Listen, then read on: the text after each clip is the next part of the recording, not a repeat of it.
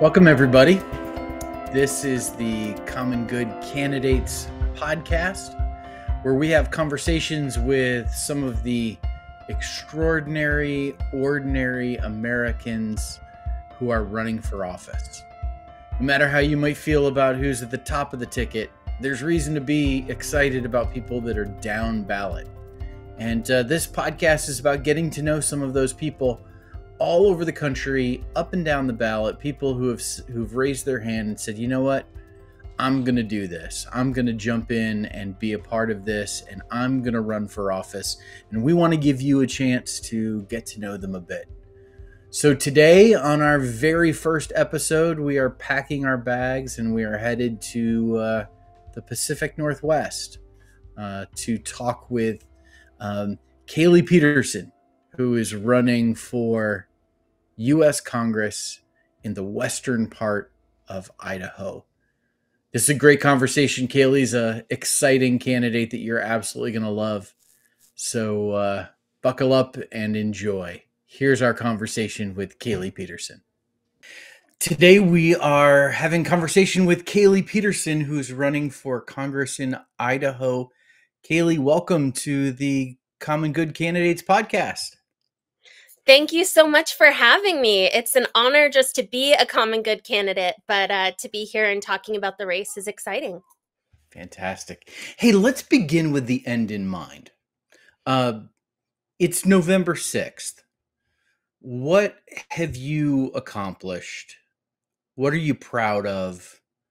What are you feeling?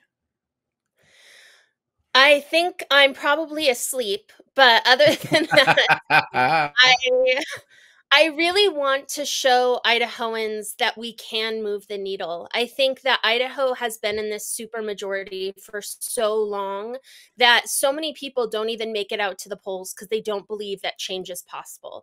And so when I use my slogan, believe in better, I'm asking people to believe that they can have an impact on the system, that their vote counts, and that when we come together as a community, just really focused on good policy, that we can get the representation we deserve. So hopefully November 6th, Idahoans can see the impact that their vote makes and really that they have a voice in Idaho politics. Mm-hmm. When you say move the needle, what do you mean by that? Well, I mean, honestly, a federal Democrat in my race is not supposed to get more than 27% of the vote. It's been that way for a very long time. And so our goal, we always knew this was a long-term campaign, that this district was going to take long-term investment. So obviously we want to win, and there is a path to success. But even if we can get 38%, 45%, 50%, any way that we can move that needle, we can show people that the path to success is there and really that their investment is not wasted. Yeah. And it's so important. I often talk with candidates about how, in so many parts of the country, this is like a long-term project, and far too many candidates and campaigns, it's a little bit like visiting a park where, you see that sign that says leave no trace, make it look like you were never here. And far too many candidates and campaigns leave no trace. And the next time somebody else is just starting from scratch, and changing the political landscape is about building the kind of political infrastructure that can make a difference, moving the needle and keeping it there so that the next time when you move the needle, we're even closer.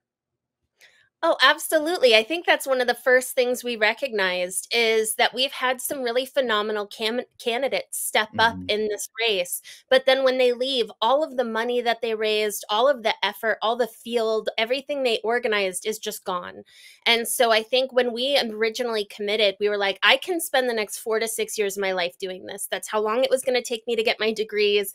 That's how long I think I can keep this up 24/7. But then we realized that people were excited from all across the political spectrum to get involved in something that actually was doing the work and was a long-term investment into the district that they care about. And so that's the plan, and it's going swimmingly, if I do say so myself. Yeah, that's awesome. That's great to hear. Now, you're not a career politician. You're a mom, you're a wife, you've been a student. Are you still a student? You know, you live on the land that your family has lived on for generations. How did you decide to run for Congress? I feel like I was almost made for this position because I'm not a career politician. I don't have any pedigree or status, but I am a huge policy nerd. I've been political my entire life. I got started. Anybody who's ever heard me speak knows that I got my start when I was 8 years old, writing the Clinton administration, criticizing their handling of Kosovo. So I was that kid. Wait, time out. You were okay. You're 8 years old and you wrote a letter to the Clinton administration criticizing their handling of Kosovo. I did. I also wrote all of my state senators at the Amazing. time. I still remember getting one letter back, and I've never shared this story publicly. I split my childhood between Idaho and Connecticut. So I wrote the senators Hmm. for both. And one of the Connecticut senators, a woman, wrote me back and basically said, "Your parents need to put you in your place. Who do you think you are? How dare you write to your congresswoman saying these kinds of things?" And I don't know if that's maybe the competitive spirit in me kicked off, and that's why I've been political my entire life. But I've just always cared. I really truly thought, though, that Yeah. without the pedigree, without the status, without being independently wealthy, Mm. that running for office was never in the cards for me. When I started college the freshman year, I was actually asked several times if I ever planned to run for office. I don't know if it's just the way I speak or how political I am in my everyday life. And I always said, "There's no way. No one would ever want me to run for office." And then when I found out that no one else was willing to do it, that there Mm. really was this incredible need in rural communities for candidates to just put their name on the ballot, I said, "Well, I can do that. I know I can put in the work. I know I can communicate. I know I can reach across the aisle, and that's what I can offer this district." And boy, has it just completely taken off in a way I never expected. Yeah. Yeah. Now, have you seen the meme that, that suggests that like on a Friday night, a group of friends should get together and do like a PowerPoint presentation about what each of them do for work? Because Yeah. like nobody knows what their friends do for work. Um, like, what does a congressional candidate do all day? I think in Idaho, it might look a little different than in other states that might have more infrastructure because my daily life is kind of organizing both field and comms and messaging and where there might be other states that have trained campaign staff and a lot of political experience and knowledge that they're coming from. We're really trying to instill that experience and knowledge in new volunteers and new staff and Mm. new organizers. So a lot of my daily life looks like, one, making calls to national organizations and national contacts that I think can provide experience and resources. It's also traveling. I mean, I've gone 44,000 miles just in Mm. 2024 driving up and down my district. So a lot of it is done in my car. It's a hybrid Toyota, so I get great gas mileage. And we named her Excellent. Betty White, so it's a lot of fun to drive. But and then a lot of it is stopping in communities, talking to community leaders, organizers, new volunteers, really hyping them up so that they see that this is possible. They focus on good policy because I think that's our success going forward. People are done with social media sound bites. They're done with leadership figures using fear and anger and rhetoric to try and stir people to the polls. They just want common sense policy. They just want leadership that's going to step up, do the work, and get the solutions that they need done. So a lot of my job is getting into communities and talking to people about that every day. But it's like a 17-hour day Yeah. on average. Yeah. Wow. Uh, when I ran for Congress in 2018, and I was out knocking on thousands of doors, I was shocked at how many people in May still had their Christmas decorations up. Like, I mean, at least one in every 10 houses. Any surprises on the campaign trail? Anything that like you're just like, wow, I can't believe this is something I had no idea that it was this way, and it totally surprises me. The funniest surprise to me, being someone who is so politically focused and minded, even though I wasn't involved in the political system at all, was how much people have written off politics Mm. and Mm. government. So when I'm going door to door and I have these issues where I'm hearing that the Supreme Court has just ruled that the president has complete immunity, or we just found out that the Idaho state legislature has completely banned abortions, even in cases of emergency. All of these different things that seem like big topic issues to me. For everyday working class Idahoans, they're focused on their families and their job and their life and how they're going to afford rent and groceries. So these kinds of policy issues aren't really something that they're aware of. And that was a huge surprise and Mm. something I had to keep in mind when I'm going into communities that don't normally show up to the polls. That's something I really had to keep at the front of mind. Yeah. Tell us about Russ Fulcher, who is your opponent in this race. Yeah, I when I first volunteered to run, they asked if you could run any campaign in Idaho, what would you do? And I said I would run against Russ Fulcher. Mm. So he was a state senator for about a decade. He's in commercial real estate. In 2018, he made a run for governor. And when somebody else in his party decided to run, they kind of did a handshake deal, and Fulcher went for the US House. He was Mm. elected in 2018. He went to DC and immediately joined the Freedom Caucus. And that's really been the entirety of his tenure as a congressman, has been voting in line with Jim Jordan, with the Freedom Caucus, with Trump's administration. So it's frustrating because you see this man who has every power and privilege, and yet he voted against veterans with the PACT Act and the VA Service Recognition Act. He voted against affordable insulin. He voted against the Infrastructure Act, which has brought, I think, we were just talking about how bad my internet service is for this podcast interview. The Infrastructure Act has brought $500 million in broadband investment into the state. And Mm. then you have the Inflation Reduction Act. He voted against federal firefighters. He's just going along party lines, and he usually uses a lot of fear and anger-based rhetoric to kind of keep his supporters angry enough to vote. So that's where we're at, I think, with Yeah. what he's doing. Yeah, there's so many there's so many people around the country that are familiar with like the big name people like Jim Jordan or a Marjorie Taylor Greene or a Matt Gaetz or a Lauren Boebert. And for all of those people that are kind of the face of the extremism in the House of Representatives, they're only able to do that because they have rank and file no names behind them who supporting them, giving them some clout and some cover in what they're doing. And like it might be like, I don't know, really sexy to run against, somebody like Jim Jordan, like Tammy Wilson's doing in Ohio. But Jim Jordan gets a lot of his power because of people like Russ Fulcher. And I think that's where I wish if I could shoot any message into every American home, it's how incredibly dangerous the people behind the scenes are. Mm. When you look at what Russ Fulcher does on the trail, there is no press, there is no media. He's not yelling it on social media. So one of the things that we started doing was we started promoting his events for all community members, not just as donors, not just the people in the Freedom Foundation email Love list, but so that every community member could attend his town halls. And then we live streamed what he was saying on our social media. And what he says when he doesn't realize people are watching is terrifying. He did an event in Kamiah where he was asked about the January 6th prisoners of war. And he talked about how it. corrupt the FBI and the DOJ is, and how they had wanted his phone because of his text messages with Donald Trump, but he put a bullet through that phone.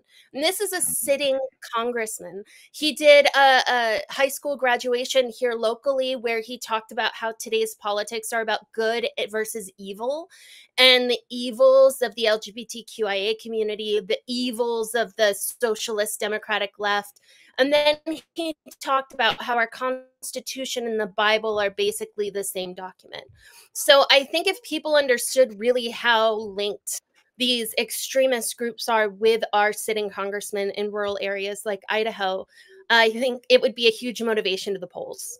Yeah.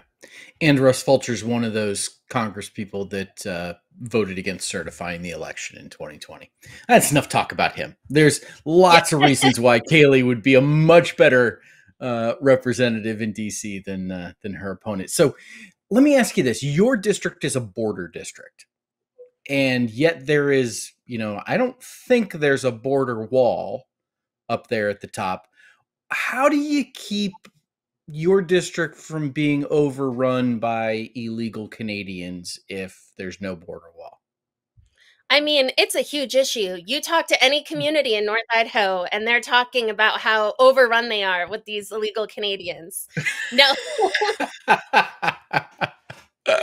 it is just it's unbelievably frustrating. My opponent has talked nonstop about the southern border, even though it really has very little impact. And what's frustrating to me is there are real policy solutions to what's happening at the southern border. We saw Mhm. economic and environmental turmoil in South and Central America drive migration towards the southern border. This started under the Trump administration. It's continued into the Biden administration. There are very real things we can do to fix the issues that we see, and yet my opponent has used statistics from a certified hate group. He tried to say we spend, I think, $500 billion on illegal immigration each year, and just there's no basis in truth or fact when we talk about border situations. So for Idaho, it's water rights, it's fire Mm. mitigation, it's property taxes, it's wages, it's employment, it's pensions. So I like to focus on those issues. Yeah, that's great. So you Mhm. mentioned water rights. You mentioned uh, fires. Let's talk a little bit about climate. And Western Idaho is one of those really amazingly beautiful places in the United States where people kind of live on the land, have a great appreciation for that, and take a lot of pride in that. How do people think about climate there in Idaho? What the climate crisis? What kind of impact is it having? Is that an issue that is kind of getting through to traditionally Republican voters who maybe haven't thought about it? Like, is it coming home in a way that might move some folks on climate? And how do you talk about that? It really depends. It's frustrating because Idaho's congressional delegation and the leadership we have not taken climate seriously. So when I'm talking to really millennial, Gen Z, and Gen A, climate crisis is a top topic of conversation.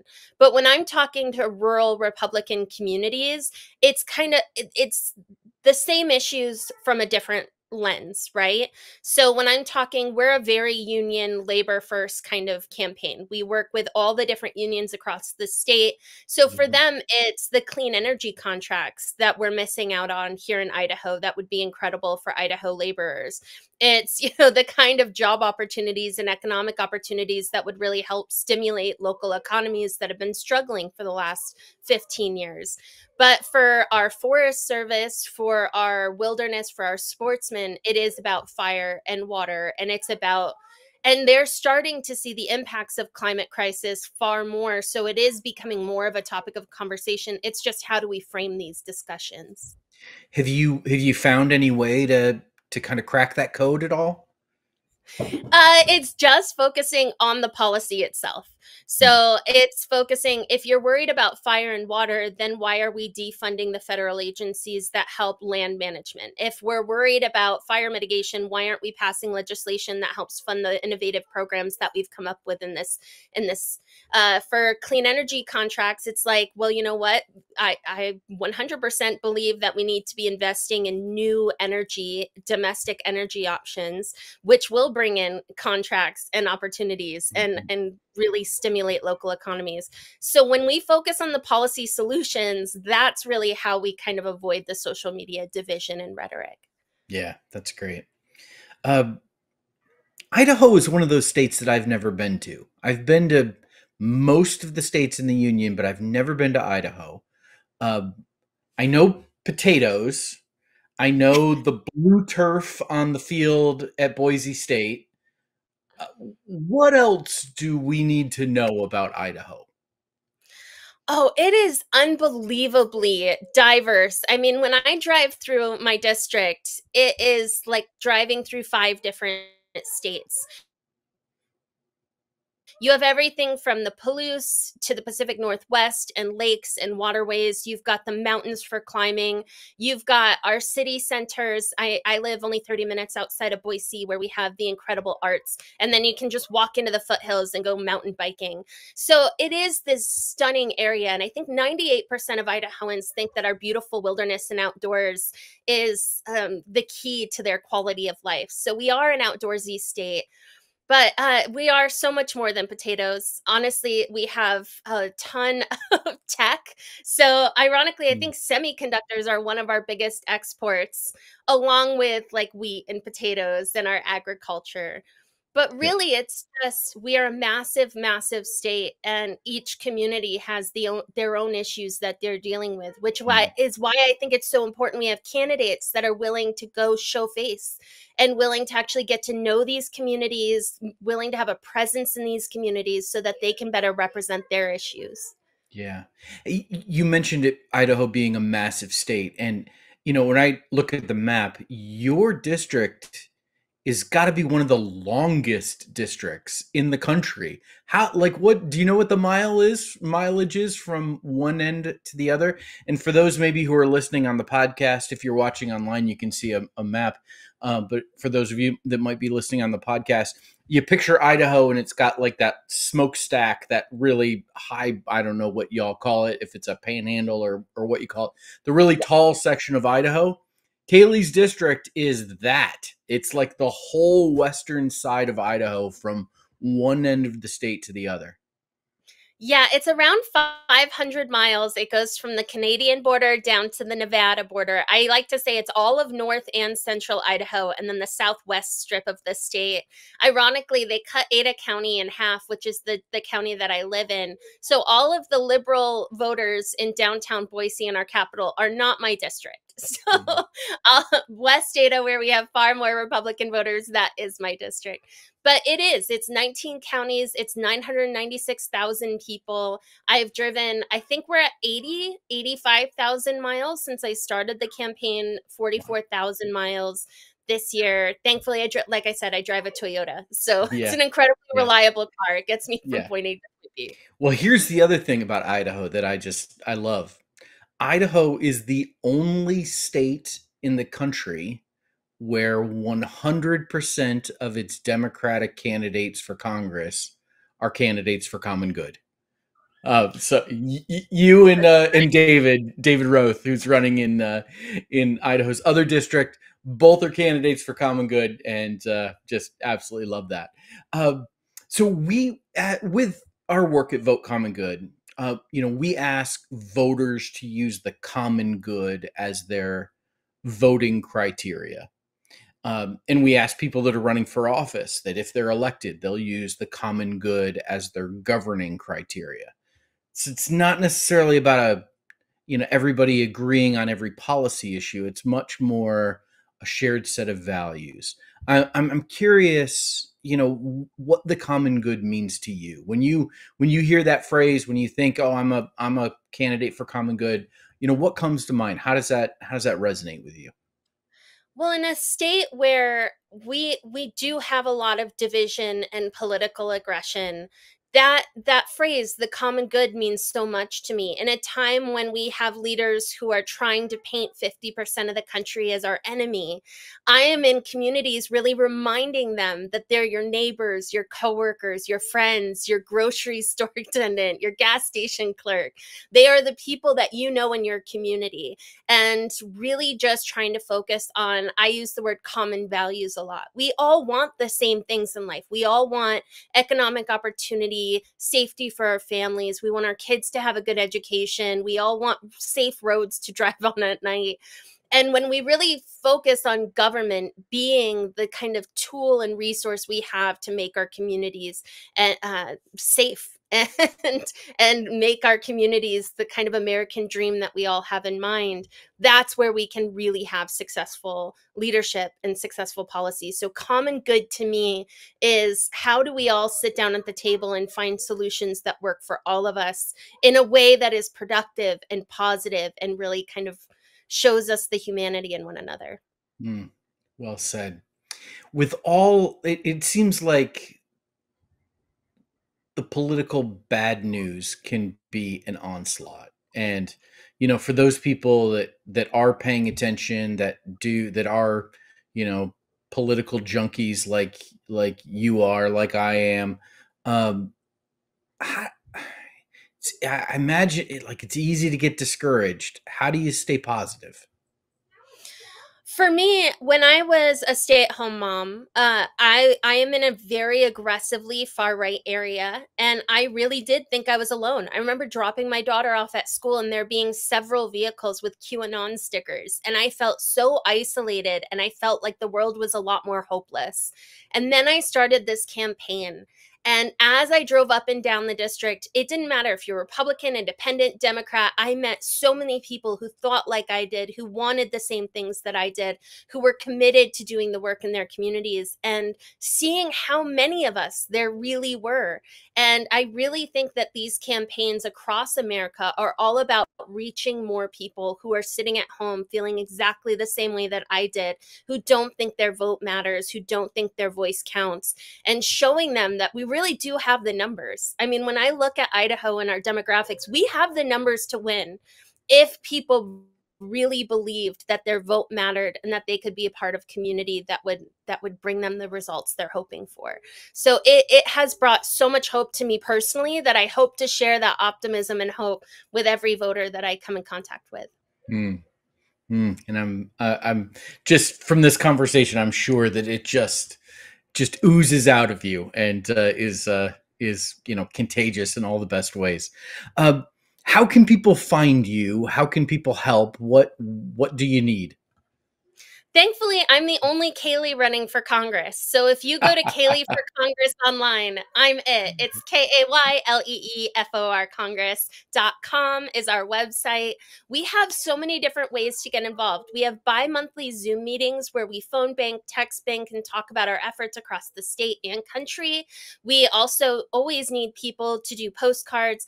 I really wish people understood how tremendously helpful social media is for candidates who don't have $1 million to do advertising. So if everybody listening to this podcast went to our social media, whatever platforms we're on, every platform, and shared, liked, followed our page, it helps us reach so many more people. And obviously donating. I mean, most campaigns run with $1 to $3 million in a non-competitive race. I ran with 70,000 in 2022. And I like to imagine if just 60,000 people across the country gave $5, we could outraise Fulcher in one day. And I like to imagine what his campaign staff and all of his donors would think about that. So those are the ways that you can help and get involved. Let's make that happen. So KayleeForCongress.com. It's KAYLEE for Congress.com, all spelled out. Kaylee, thank you so much for this conversation. Thank you for being with us today. Oh, thank you so much for having me. I am so grateful that Vote Common Good has spent so much time in our state and invested so much attention and resources into the candidates that are running here. So I look forward to working together. Awesome. Hey, thanks everyone for listening in on this conversation with Kaylee Peterson, candidate for Congress in Idaho's 1st Congressional District.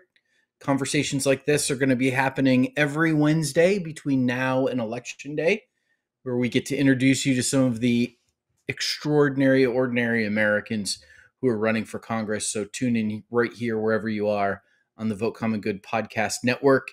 Again, you can learn more about Kaylee and all of the other candidates for Common Good by visiting candidatesforcommongood.com.